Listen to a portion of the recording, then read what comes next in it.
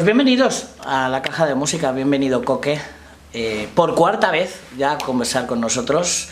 Quiero darte la enhorabuena porque cuando te llega un disco, que te llegan esas sombras del silencio que yo llamo, y se te cuela en el sonido colectivo de tus discos en la memoria, eso significa que las canciones son buenas sí o sí.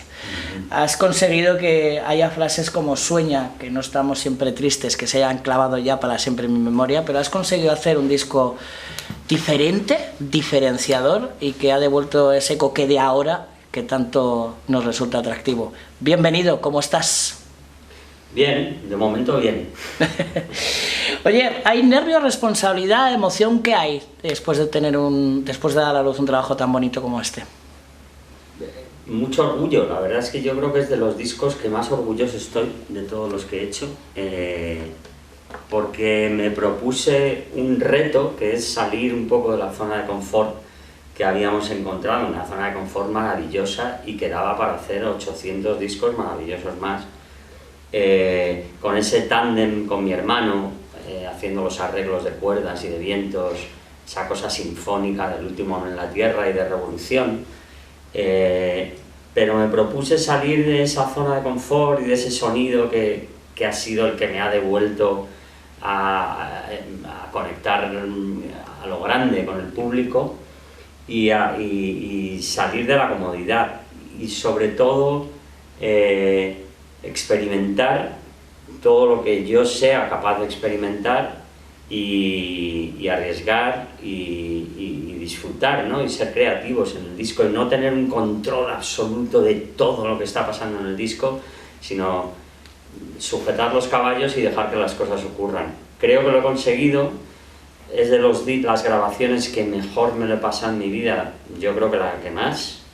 Y sobre todo yo he visto que la banda, yo nunca he visto a una banda con la que yo estuviese trabajando y que estuviese pasándoselo también, y eso era porque el espíritu de creatividad que había en el disco era brutal, ¿no?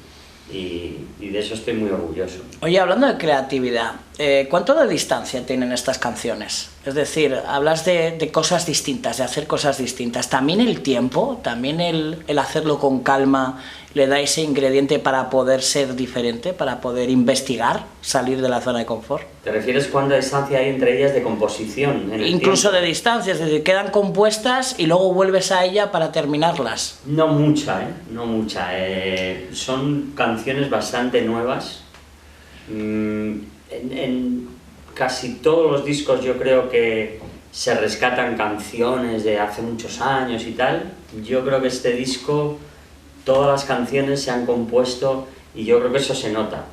Yo creo que el empaque que tiene conceptual, que no se resquebraja por ningún lado, en parte creo que es por eso, ¿no?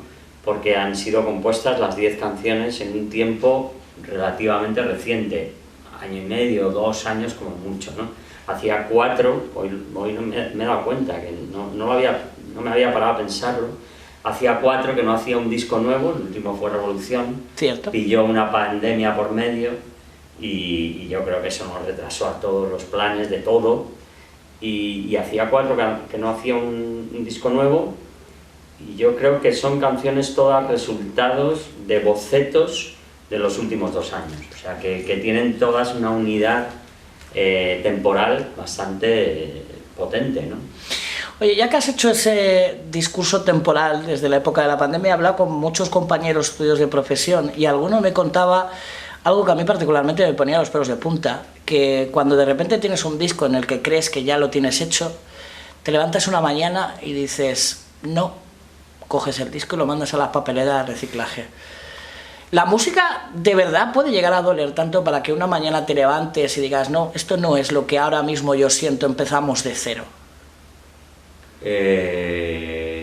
Supongo que sí, pero a mí no me ha pasado. La verdad es que yo nunca he tenido esa crisis que sí que he visto que les ha pasado a otros, ¿no? Cuando yo he tirado para adelante con una idea de un disco, con un concepto, etcétera, he llegado hasta el final. No recuerdo haber tenido una crisis así. Debe ser horroroso, porque igual es que soy muy vago y digo, uff, no, si tiro esto a la basura tengo que volver a empezar, qué pereza. Pero no, yo creo que una vez que agarro la idea, no es fácil agarrar la idea, no es fácil encontrar eso que a veces tan pedantemente llamamos concepto, pero una vez que lo encuentro suelo llegar hasta el final, ¿no? Oye, en ese concepto, entre comillas, que dices haber agarrado, a mí hay una reflexión que me encanta y es que todas las canciones me parecen distintas. Es decir, hay un discurso, que luego hablaremos un poco del orden de las canciones, pero es algo que te has obligado a ti mismo, es decir, que no sea un disco que una canción te recuerde a otra, sino que tenga una amalgama incluso armónica, compositiva, completamente diferente. Yo creo que es algo que me pasa siempre. Es algo que incluso a veces para mí es un hándicap, porque yo muchas veces quiero hacer discos, muchas veces no, siempre quiero hacer discos absolutamente coherentes en cuanto al concepto, la sónica, las letras, etcétera, ¿no? Eso, una vez más, que llamamos discos conceptuales, ¿no? Y lo que traiciona a veces ese concepto es ese eclecticismo que tengo yo a la hora de componer, ¿no? Porque lo tengo a la hora de escuchar música. Como oyente, escucho de todo tipo de música y voy cambiando influencias y voy cambiando obsesiones musicales. Me dio muy fuerte con Divine Comedy y como resultado hicimos El último hombre en la Tierra, Revolución y algunas canciones más. Ahora ha entrado en mi mundo de manera muy fuerte Radiohead, The Smile, que es el proyecto paralelo, siempre han estado los Stones, Bowie, y eso ha dado como resultado discos muy eclécticos. Pero a pesar de que este también lo es, yo creo que es el disco que más uniformidad y más coherencia compositiva, sónica, de producción tiene, ¿no? A pesar de que hay canciones que son muy diferentes entre sí. Pero además, sí es verdad que yo persigo como un perro persigue a su presa la identidad de cada canción. Y quizás eso es lo que notas, que cada canción tiene su identidad, ¿no? Hoy has hablado de eclecticismo compositivo, pero ¿y la producción qué? Es decir, creo que, si no me equivoco, has compartido la producción. Sí, como siempre. Como siempre, con José Nortes. Eso es. ¿Qué habéis utilizado para componer? Es decir, ¿qué tipo de... ¿Es todo sonido orgánico? ¿Qué tipo de programas? ¿Cómo habéis tratado las canciones? Bueno, la base es una banda tocando en directo. El trabajo ha sido muy de banda, muy de guitarras. Es un disco muy guitarrero, si te fijas bien, ¿no? Efectivamente. No así lo era El último hombre en la Tierra o Revolución. También había guitarras, pero no tan de banda, ¿no? Hay momentos casi como de garaje, ¿no? El Místico o El saco de los sueños, algunas partes del Saco de los sueños. Parece Pearl Jam, ¿no? O algo así, es una banda de guitarras, ¿no?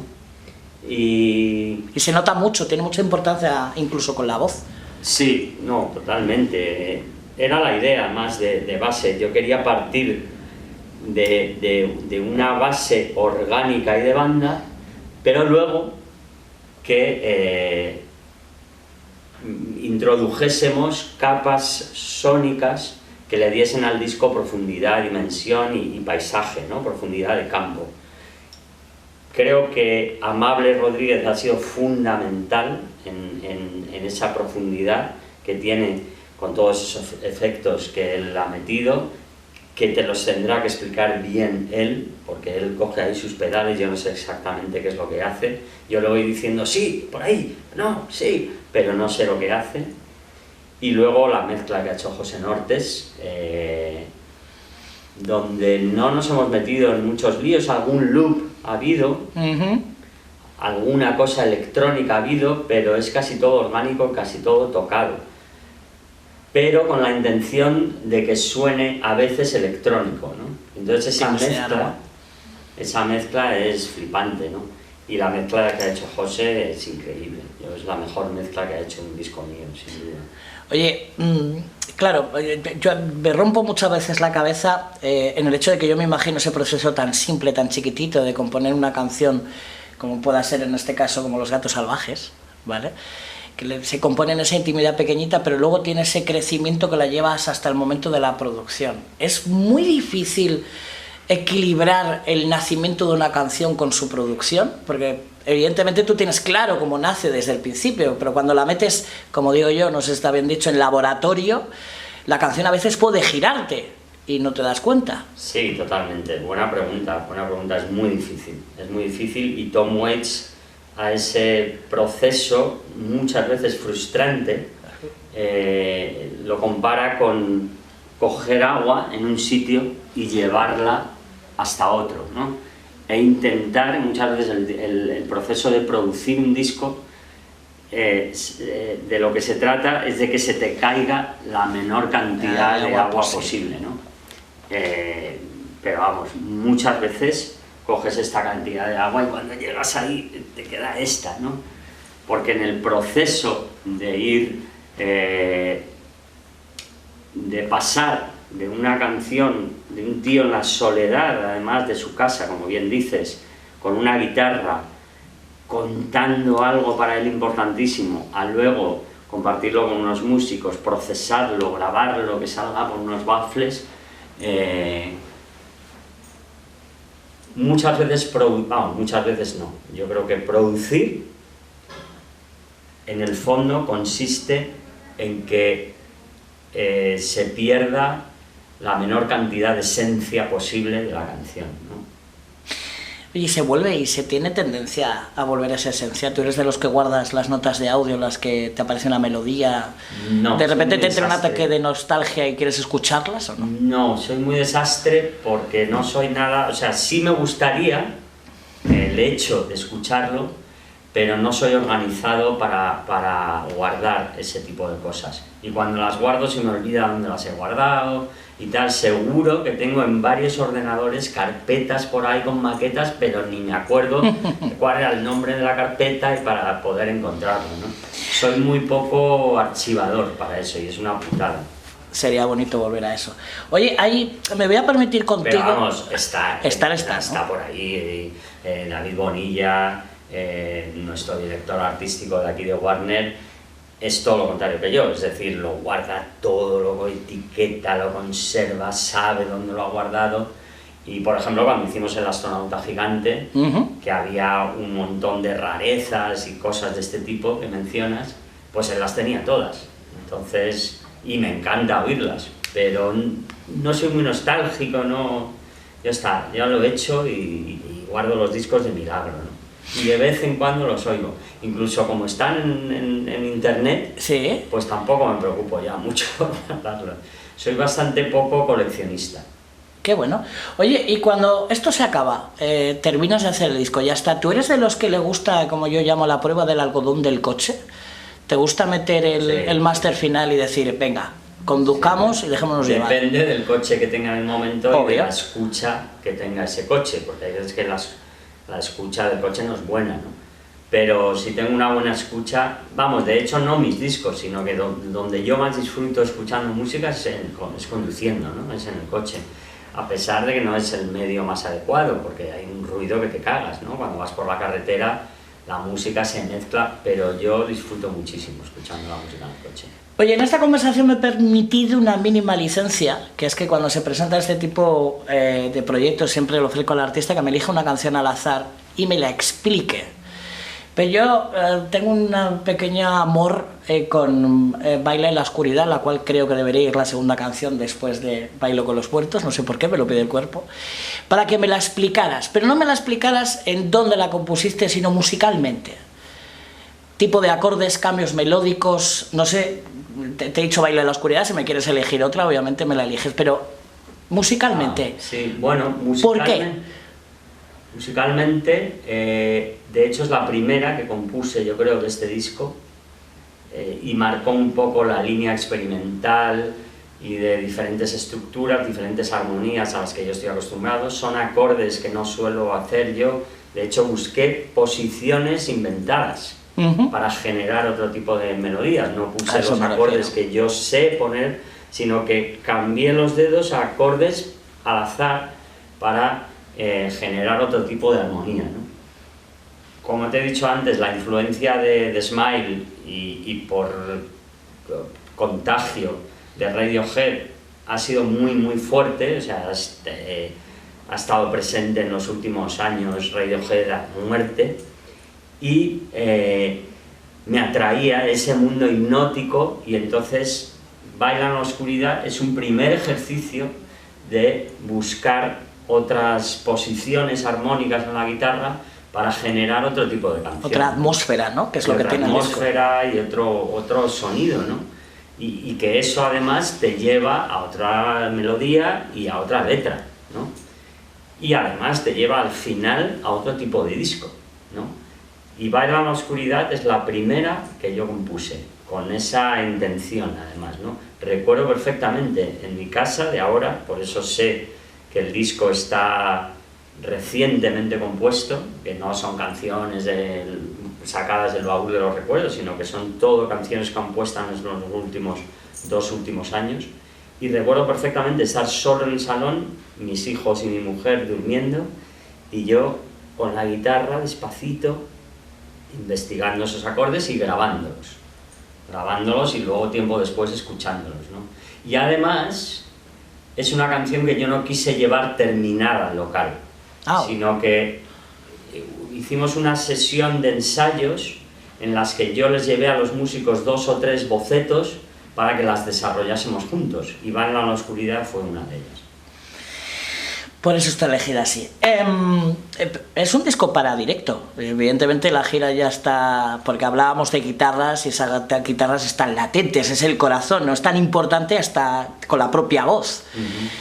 Ha sido fácil entonces, ¿no? Pensar, porque tú eres un hombre de directo 200%. Curiosamente no Al contrario. Está siendo fácil. Todavía no hemos dado con el punto, porque además hay una primera idea que no sé si será realizable. Estoy destripando un poco la gira, pero bueno, da igual.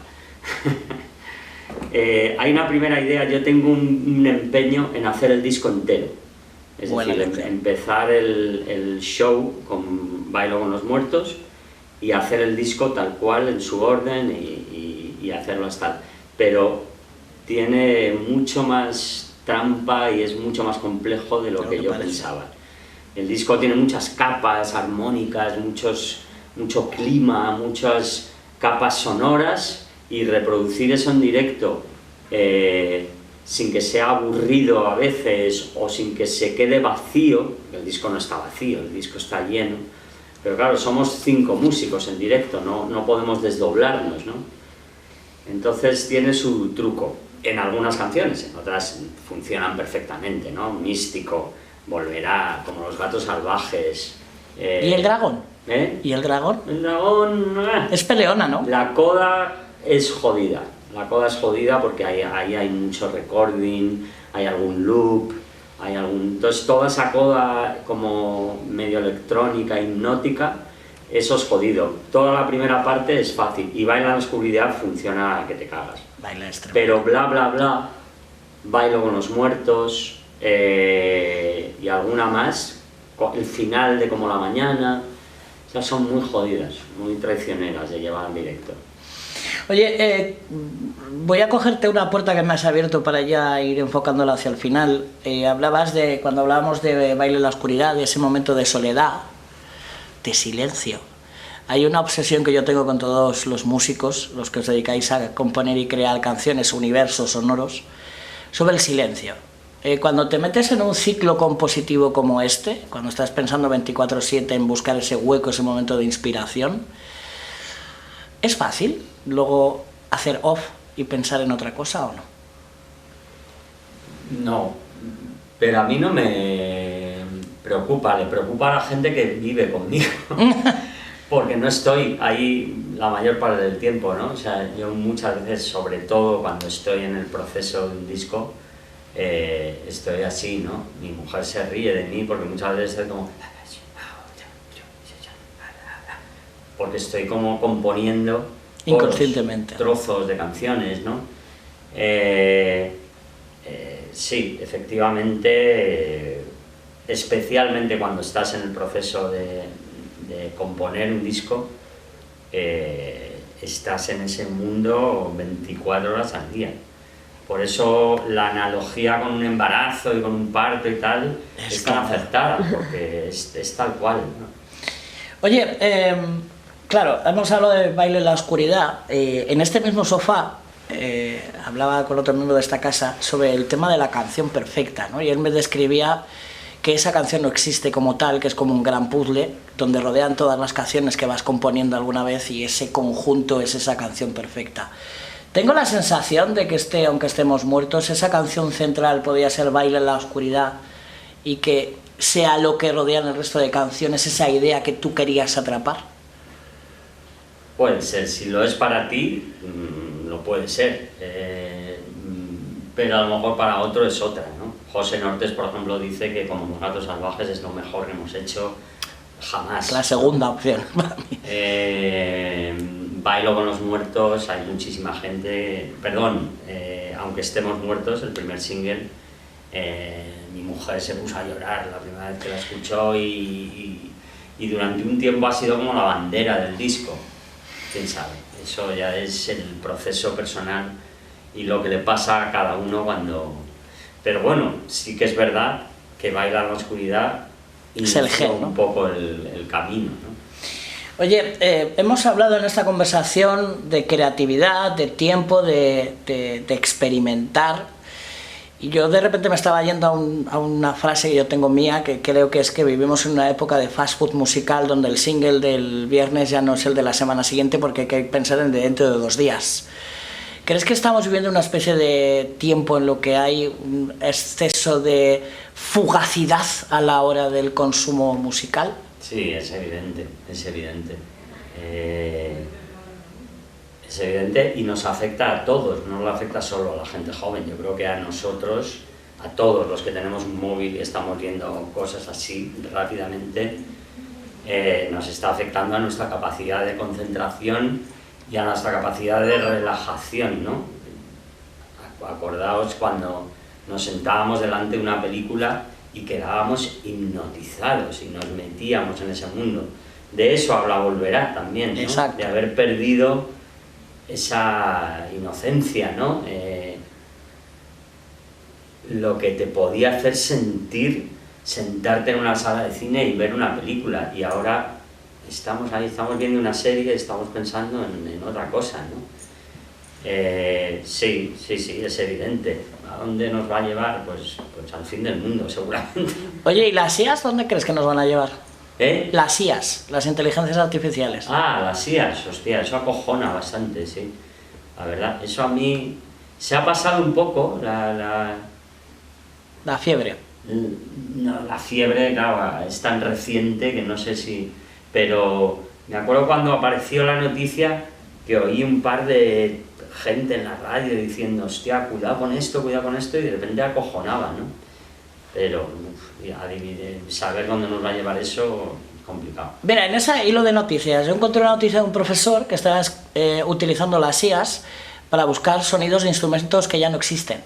Ajá. Podría ser una aplicación para seguir experimentando la música. Evidentemente, ¿no? Como todas las aplicaciones, como todos los inventos grandes de la humanidad, pues bueno, con la dinamita se matan a niños y se derrumban montañas que se han caído y se rescata a niños, ¿no?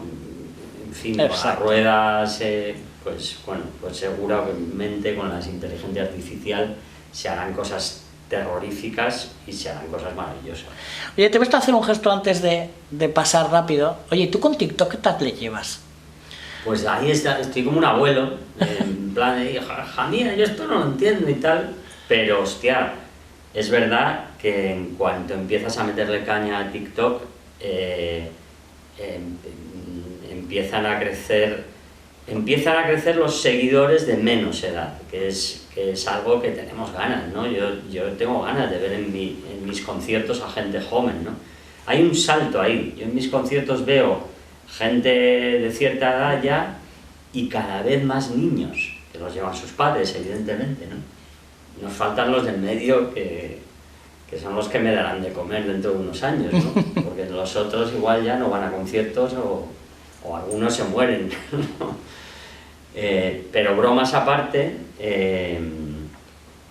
Lo que sí, yo me he cansado mucho de las redes. Antes estaba muy activo, escribía mogollón, le daba el coco ahí para pensar, porque es un medio flipante. O sea, las posibilidades que tiene o que tenía Facebook y que tiene Instagram y tal son increíbles, ¿no? Desde programas de radio que yo me tenía en la cabeza, ¿no? Podemos hacer un programa de radio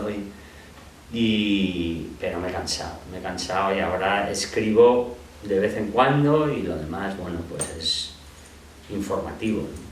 Bueno, y nos devuelve también a ese tipo de músicos jóvenes que con una guitarra, piano y voz conquistan el mundo, sí, a través de las redes, ¿no? Claro, no. El otro extremo, hablábamos antes de fugacidad y lo bueno que es volver a la música orgánica pura y dura. No, y se descubren cosas,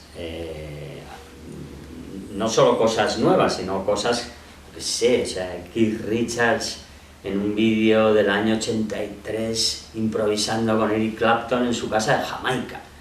Que dices, ¿esto dónde ¿De dónde ha salido? ¿Y de dónde ha salido? Y lo ves, ¿no? Claro, por eso engancha tanto. Es que te pones a mirar y no paran de aparecer cosas increíbles, ¿no? Pero claro, se te va la vida, ¿no? Y el tiempo. Oye, hablando de cosas increíbles, me llamó y me atrapó poderosamente la portada. Porque esta portada con ese poderoso azul y ese cromatismo dando...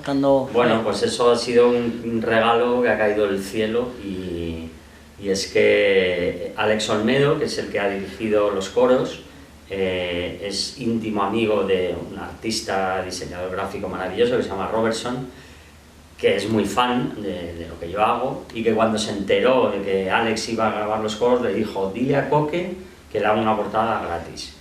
Entonces yo al principio pensaba que iba a ser un marrón y que iba a ser un compromiso y que este tío tenía que venir al estudio y escuchar discos y hacer el paripé para que luego me enviase una portada que no me gustase y pasar el trago de decirle que no, y resulta que me envió eso. Arte puro. Y me voló la cabeza y vamos, y le pagamos la portada, desde luego. Obvio. Oye, y ya para finalizar, quiero quedarme con el espíritu, la doma y la letra de Volverá. ¿Vale? Quiero que me regalaras tu primer recuerdo vinculado con tu amor con la música, tu primer recuerdo musical. Primer recuerdo musical... Es complicado. Recuerdo a mi padre escuchando flamenco, en la terraza escuchaba mucho flamenco, mi padre. Y recuerdo musical propio, pues bueno, siempre la memoria me lleva al primer disco que yo tuve como disco mío, que me lo regaló mi madre, me llevó al Corte Inglés y me lo compró, y yo llegué a casa como mi primer vinilo, ¿no? Que era el Help de los Beatles. Si entrara por esa puerta ese niño, con ese Help agarrado y se sentara aquí en el sofá contigo, ¿cómo le contarías todo lo que has vivido hasta el día de hoy? Pues le diría, te lo vas a pasar de puta madre, chaval. Sí, señor. Y vas a ganar mucho dinero. Y vas a amar la música. Oye, y nuestros compañeros de México me piden una pregunta clave, y México irás, ¿no? Con este disco. Bueno, esperamos. estamos viendo cada vez más, ojalá que sí. De hecho hay ahí, no quiero desvelar nada, pero hay ahí una posibilidad de dueto para aunque estemos muertos con un artista mexicano y estamos trabajando en ello. Pues México, allá van. Coque, ¿se nos ha olvidado algo que te gustaría como firma, como rúbrica esta conversación, o nos hemos acercado? Hemos hablado de todo, de la gira, y hemos hablado sobre todo del disco, que a mí me encanta. Cuando estoy de promo me gusta hablar del disco. Ya sé que a veces no hay que hablar de otras cosas, pero a mí me encanta centrarnos en el disco, ¿no? Que para eso estamos aquí. Así que muchas gracias. Porque la magia está dentro de estas canciones. Coque, ha sido un verdadero placer. Y como diría aquel amigo en común nuestro, sigue haciendo lo que te dé la gana, sobre todo en la música. Gracias. A ti.